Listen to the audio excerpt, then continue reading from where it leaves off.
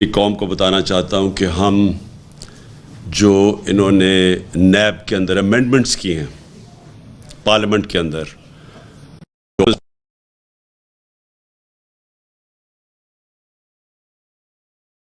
ایک چیز بتائی تھی کہ جس حکمرانی نہ ہو وہ کرپشن اس کے سمٹمز ہیں۔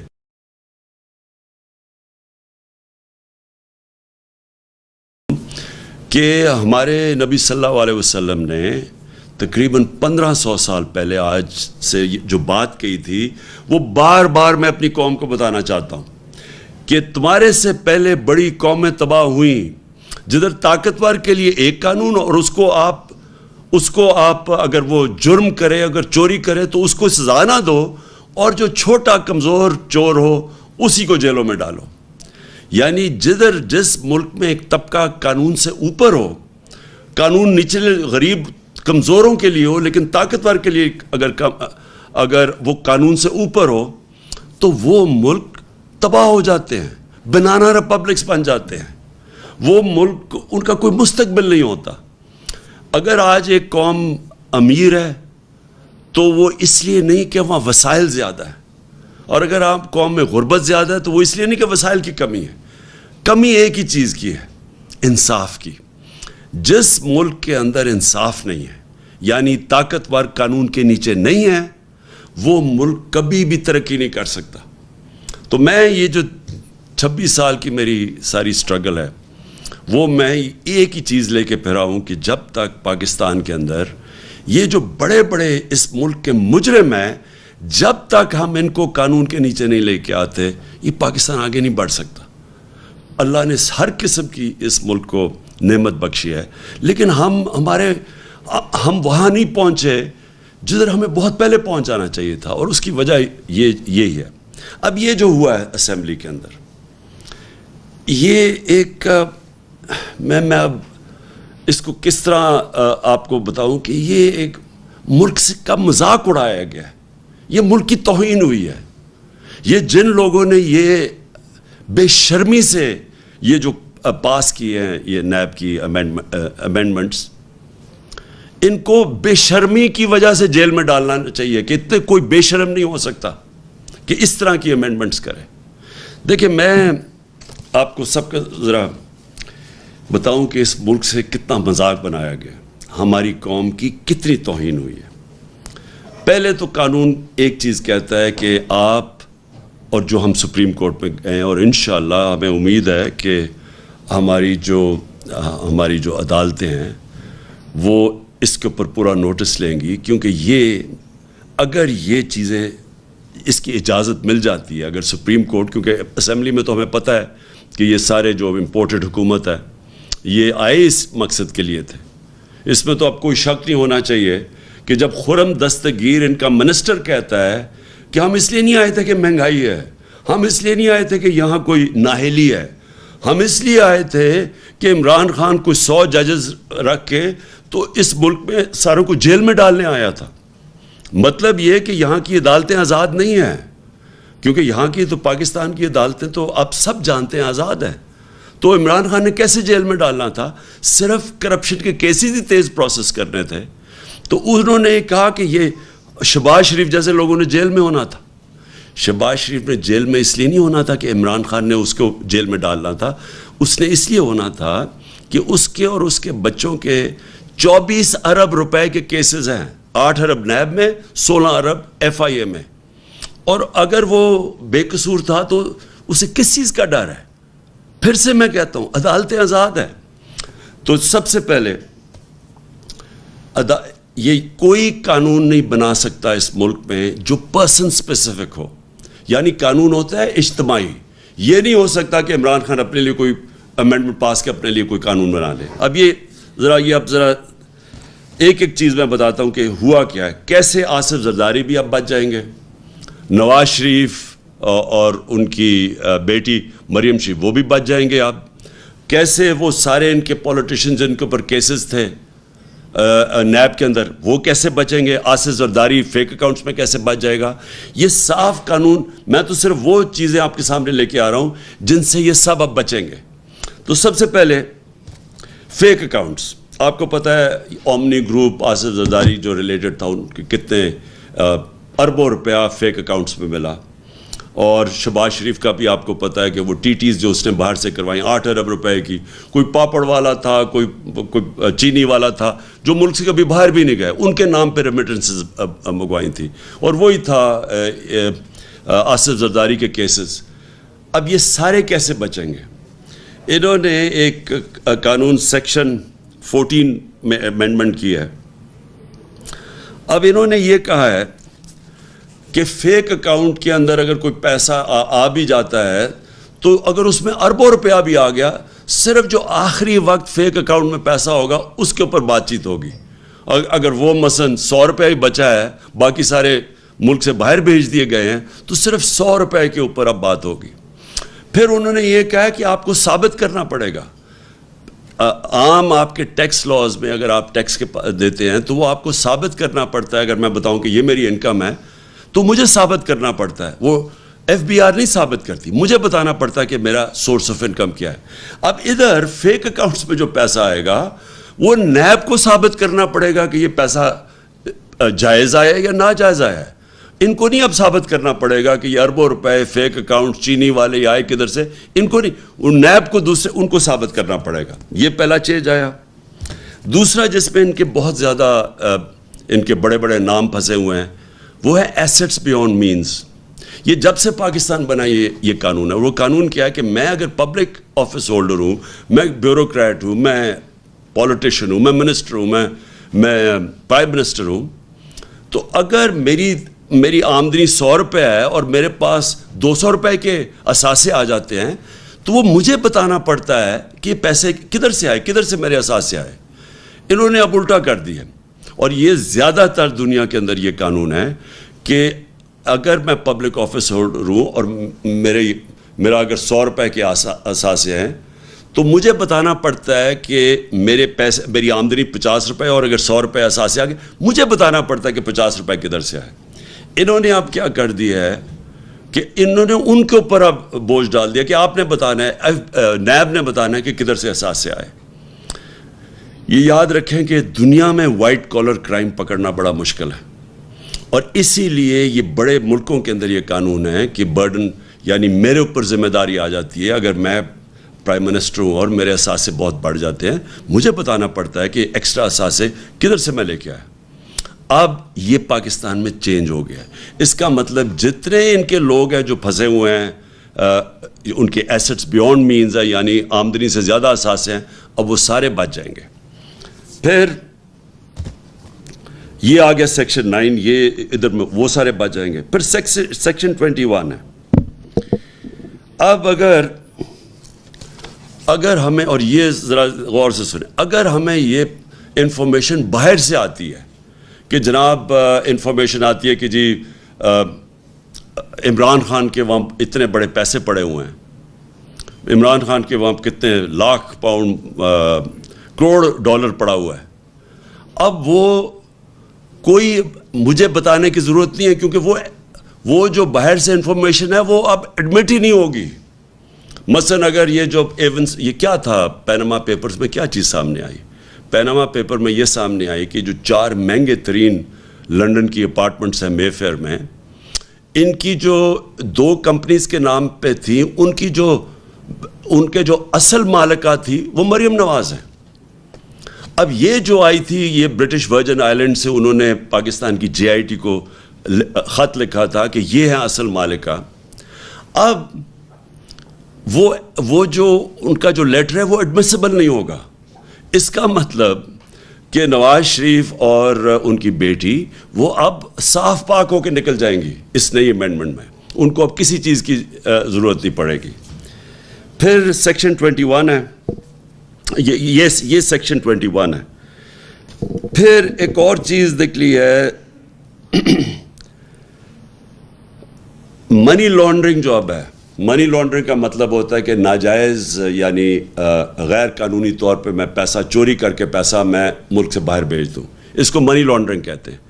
اب یہ جو منی لانڈرنگ ہے یہ نیب کے سے انہوں نے نکال لی ہے, اور اب یہ صرف FIA کے نیچے آ گئی ہے منی لانڈرنگ. تو جتنے بھی منی لانڈرنگ کے کیسز تھے وہ اب نیب سے نکل جائیں گے، اور وہ جو اس کے اندر شامل ہے وہ بھی اب بچ جائیں گے۔ اور ایف آئی اے کس کے نیچے ہے؟ ایف آئی اے نیچے ہے ویسے ہی انٹیریئر منسٹر یعنی رانا ثناءاللہ کے نیچے ہے، اور اب اور جو نیب ہے نئے قانون میں وہ بھی آ جائے گی رانا ثناءاللہ کے نیچے۔ تو اس میں بھی اب سمجھ لیں کہ رانا ثناءاللہ اب ایکشن لے گئے شریف برادران کے اوپر یا آصف زرداری کے اوپر، یہ اب آپ کے سامنے ہے۔ اور پھر ایک اور چیز ہے، بے نامی۔ اب میں اگر فیصلہ کروں کہ پیسے چوری کر کے اور میں اپنے رشتہ داروں کے نام دے دوں، میرے بیٹے باہر لندن بیٹھے میں ان کے نام دے دوں، تو اب میں بچ جاؤں گا، یعنی مجھے کوئی نہیں پوچھ سکتا کہ اگر میرے بے نامی میں کسی اور کے نام پہ پراپرٹیز کر دوں۔ یہ سب سے بڑا ظلم ہونے جا رہا ہے۔ اجازت دی جا رہی ہے آپ کہ کوئی گورنمنٹ میں سرکاری گورنمنٹ میں بیٹھا ہو، کوئی منسٹر ہو، کوئی بیوروکریٹ ہو، وہ جو بھی اب پیسے بنائے وہ اپنے بچوں کے نام کرے، رشتہ داروں کے نام کرے، وہ اب جواب دہ نہیں ہے۔ یہ دنیا کے اندر اس طرح کا قانون نہیں ہے یہ جو انہوں نے بنا دیے۔ کہنے کا میرا مقصد یہ ہے کہ یہ پاکستان سے اگر خدا نہ خواستہ ملک کے اوپر کوئی بمباری بھی کوئی کر دینا تو اس سے بھی بڑا یہ جرم ہوا ہے۔ یہ صرف یہی نہیں کہ یہ صرف سب بچ جائیں گے، ان کی چوری اب ساری بچ جائے گی۔ اور یہ جو خرم دستگیر نے، جو پھر سے میں کہہ رہا ہوں، اس نے یہی کہا کہ یہ ساروں کو ڈر لگا ہوا تھا کہ Imran Khan N R O نہیں دے رہا، 3.5 سال انہوں نے مجھے مسلسل بلیک میل کیا۔ آپ کو پتہ ہے ہر جگہ انہوں نے، ہر موقع پہ انہوں نے مجھے بلیک میل کیا کہ ان کو این آر او دیے۔ اوپر سے کہتے تھے کہ ہم کوئی این آر او نہیں مانگ رہے، لیکن جب فیٹف کی لیجسلیشن آئی، جو آج یہ سارے بڑے اس کی کہہ رہے ہیں کہ یہ ہم نے بڑا اچھا کوئی کام کر دیا ہے، فیٹف کی لیجسلیشن کے اوپر انہوں نے ہمیں پوری کوشش کی این آر او لینے کی، اس طرح کی امینڈمنٹس لے کے آئے۔ جب ہم نے نہیں کیا تو انہوں نے پوری کوشش کی ہمیں بلیک میل کرنے کی کہ وہ لیجسلیشن نہیں پاس ہوگی۔ اس کے بعد انہوں نے واک آؤٹ کیا اسمبلی سے، جبکہ میں ان کی بات نہیں مانا این آر او کی۔ اب جو ان کو یہ ساری جو این آر او مل گیا، این آر او 2، یہ این آر او 2 صرف اب ان کی چوری ختم نہیں ہوگی، یعنی ان کی سارا اب پہلے جنرل مشرف نے این آر او 1 دیا تھا، اس میں یاد رکھیں ہدایبہ پیپر مل کا کیس تھا، وہ پیپلز پارٹی کی گورنمنٹ نے بنایا تھا نواز شریف کے اوپر، اس کے اوپر اسحاق ڈار کی کنفیشنل سٹیٹمنٹ تھی، سارے اس کے اوپر پتہ تھا کہ کدھر انہوں نے منی لانڈرنگ کر کے پیسے پہلے تو بھیجے وہاں، وہ قاضی فیملی، اس کے اوپر BBC کی فلم بنی کہ کیسے چوری کا پیسہ پہلے وہاں بھیجا، پھر ادھر سے واپس ریمیٹنسز دکھائیں، اور پھر ان کی شریف فیملی کے خاندان میں وہ پیسہ گیا۔ وہ اوپن اینڈ شٹ کیس تھا۔ جنرل مشرف نے اس کا این آر او دیا پہلے اور نواز شریف کو باہر جانے دیا۔ اس کے بعد دوسرا این آر او ملا آصف زرداری کو، اور یہ یاد کرا دوں کہ تب بھی امریکہ کا ہاتھ تھا۔ کونڈالیزا رائس جو سیکرٹری آف اسٹیٹ تھی، انہوں نے اپنی کتاب میں لکھا ہوا ہے کہ کیسے انہوں نے جنرل مشرف اور بے نظیر کو اکٹھا کیا، اور کیسے پھر یہ نیگوشیشن میں این آر او ملا، ان کے کرپشن کیسز ختم ہوئے۔ ان کرپشن کیسز کے اندر $60 ملین پڑا تھا سوئٹزرلینڈ میں، وہ پاکستان کیس جیت چکا تھا، وہ پھر پاکستان پیچھے ہٹا، وہ $60 ملین ہضم کیے گئے آصف زرداری نے، اور پھر پاکستان کا جو تب ایمبیسڈر تھا وہ سوئٹزرلینڈ گیا، اور اس نے سارے وہ جو ثبوت تھے وہ سارے اپنی گاڑی میں ڈال کے لے کے جا رہا، وہ سب نے دیکھا۔ وہ این آر او میں ان کے پیسے بچے۔ سر محل جو انہوں نے اسمبلی کے فلور میں زرداری نے کہا تھا کہ ہمارا سر محل نہیں ہے، وہ سر محل کے اوپر جب پاکستانی گورنمنٹ نے کیس کیا، وہ پاکستانی گورنمنٹ کیس جیتی، یہ بلکہ لڑے ہی نہیں کیس، کیونکہ انہوں نے تو کہا ہوا تھا ہمارا ہے نہیں، چوری کا پیسہ تھا، وہ بکا، وہ پاکستان کو پیسہ آنا تھا پاکستان کی عوام کو، وہ این آر او کے اندر وہ بھی پیسہ انہوں نے رکھ لیا اور وہ ہضم ہو گیا۔ یہ تو صرف وہ تھے جو پکڑے گئے ہیں، جو باقی ان کی دولت جو ان کے باہر ملکوں میں پڑی ہوئی ہے اس کا تو کوئی حساب نہیں ہے، کیونکہ وائٹ کالر کرائم پکڑنا آسان کام نہیں ہے، خاص طور پہ ہمارے جیسے ملکوں میں۔ یہ ساری ڈیولپنگ ورلڈ کا پرابلم ہے. جو اس وقت ملک غریب ہیں ان کا سب سے بڑا مسئلہ یہ ہے کہ ان کا جو انصاف کا نظام ہے وہ پکڑ ہی نہیں سکتا. یہ جو بڑے بڑے چور، جو وائٹ کالر اچھے وکیل جن کے پاس ہیں، جن کے پاس طریقے ہیں باہر بھجوانے کے، آف شور اکاؤنٹس میں جو پیسے بھیج دیتے ہیں، جو ایونس فیلڈ، یہ جو میئر فیئر میں ان کے فلیٹس ہیں، یہ آف شور کمپنی سے خریدے ہوئے ہیں، جو 2 کمپنیز ہیں. تو ان کے اوپر مریم نواز کا نام آیا تھا. یہ اس کے لیے ہمارے جیسے ملکوں کے پاس وہ انفراسٹرکچر ہی نہیں ہے کہ ہم اس کو واپس لے سکیں. اور جو امیر ملک ہیں وہ بھی پوری کوشش کرتے ہیں کہ یہ پیسے واپس نہ آئیں ہمارے جیسے ملکوں میں، کیونکہ ان کو فائدہ ہو رہا ہے. یہاں سے جب پیسہ ان کے ملک میں جاتا ہے تو ان کو تو فائدہ ہو رہا ہے، ان کے ملک میں پیسہ آ رہا ہے. لیکن جو ڈیولپنگ ورلڈ میں ملک ہیں وہ سارے آج وہ نقصان ان کو ہوتا ہے کہ جب یہ طاقتور چوری کرتا ہے. میں پھر سے یہ کہتا ہوں، ہمارے نبی صلی اللہ علیہ وسلم نے 1500 سال پہلے یہ بات کر دی تھی کہ جب آپ طاقتور ڈاکوؤں کو نہیں پکڑ سکتے اور صرف کمزوروں کو پکڑتے ہیں تو کمزور کتنی چوری کرتا ہے. وہ بھینس چوری جس نے کرنی ہے، موٹر سائیکل چوری کرنی ہے، کوئی گاڑی چلے چوری کر لی، وہ کتنا پیسہ چوری کر لے گا؟ تو وہ تو پیسہ یہی رکھے گا. لیکن اربوں روپیہ جب آپ چوری کرتے ہیں، یہ جو 16 ارب روپیہ صرف یہ تو پکڑا گیا FIA کا، صرف شہباز شریف کا، اور یہ جو ان کا ٹوٹل آپ کو پتہ ہے کہ اس سے 1100 ارب روپیہ اب یہ ہضم ہو جائے گا ان سب کے. یہ جو امینڈمنٹس پاس کیے ہیں اس ملک کا 1100 ارب روپیہ چوری کا جو آنا تھا واپس، وہ اب یہ ساروں کے یہ پھر کھا جائیں گے جس طرح NRO 1 میں کھایا تھا. تو یہ آپ یہ یاد رکھیں کہ یہ جو پیسہ جب یہ چوری کرتے ہیں 16 ارب یا 24، شریف خاندان کا 45 ارب روپیہ ٹوٹل، یہ جو پیسہ ہے یہ ان کو باہر بھیجنا پڑتا ہے کیونکہ پاکستان میں رکھیں گے تو یہ نظر آ جائے گا. لہٰذا چوری کرنا پہلا نقصان، چوری کر کے ڈالر حوالہ ہنڈی سے ڈالر لے کے پیسہ باہر بھیجنا یہ دوسرا نقصان. اس کا ایفیکٹ پڑتا ہے ہماری کرنسی کے اوپر، ہمارے ڈالر ریزروز پہ. پھر جیسے جیسے اگر آپ زیادہ پیسہ باہر بھیجتے ہیں، جو کہ غریب ملک یا جو ڈیولپنگ ورلڈ ہے یہ باہر جب بھیجتے ہیں، ان کے جو بڑے بڑے ڈاکو ہیں وہ جب باہر بھیجتے ہیں پیسہ تو وہ ان کی کرنسی پہ فرق پڑتا ہے. تو جب روپیہ آپ کا گرتا ہے ہر چیز مہنگی ہو جاتی ہے. تو اس چوری سے غربت پھیلتی ہے. اس لیے جب تک ہم بڑے بڑے چوروں کو نہیں پکڑیں گے، ان لوگوں کو احتساب نہیں کریں گے، یہاں چوری تو رک نہیں لگی. اب جو انہوں نے امینڈمنٹ پاس کیے، یہ نہیں کہ صرف یہ بچ جائیں گے، اب جو بھی طاقتور لوگ پاکستان میں منی لانڈرنگ کریں گے، جو پیسے چوری کریں گے، یہ سب اب بچ جائیں گے اس سے. تو یہ جو نقصان پہنچانے لگا پاکستان کو، میں حدیث اس لیے بار بار بتاتا ہوں کہ انہوں نے 1500 سال پہلے کہہ دیا تھا کہ وہ قومیں تباہ ہو جاتی ہیں. وہ قوم کبھی بھی اوپر نہیں آ سکتی جدھر بڑے ڈاکوں کو آپ نے اس طرح کی امیونٹی دے دی اور اس طرح کا NRO دے دیا. تو میں آخر میں اپنی ساری قوم کو کہنا چاہتا ہوں کہ دیکھیں یہ ہے جہاد. ہم تو لڑیں گے پوری طرح. میں تو 26 سال ان کے خلاف کھڑا رہا ہوں. میں نے 3.5 سال ہر قسم کا میرے پہ پریشر ڈالا گیا کہ ان کو NRO دے دو. ہر قسم کا مجھے برداشت کرنا پڑا، بلیک میل ہوا میں، لیکن میں نے تو نہیں دیا. اب انہوں نے آ کے واپس ایک سازش کے تحت اب واضح ہو جائے کہ ان کا واپس آنا کوئی اس ملک کے اندر مہنگائی کا کم کرنا نہیں تھا. مہنگائی مارچ جو ہو رہے تھے، 3 دھرنے دیے انہوں نے کہ جی بڑی مہنگائی ہو گئی، بڑی فکر تھی ان کو. تو مہنگائی کا ان کا اگر تھوڑا سا بھی ان کو تکلیف ہوتی لوگوں کی مہنگائی کی، تو یہ آ کے سارے مہنگائی کے ریکارڈ، پاکستان کی تاریخ میں کبھی ایسی مہنگائی نہیں ہوئی جو انہوں نے آ کے کی ہے. کبھی اتنی بے دردی سے ملک کی چیزیں مہنگی نہیں کی گئی جو انہوں نے آ کے کی ہیں.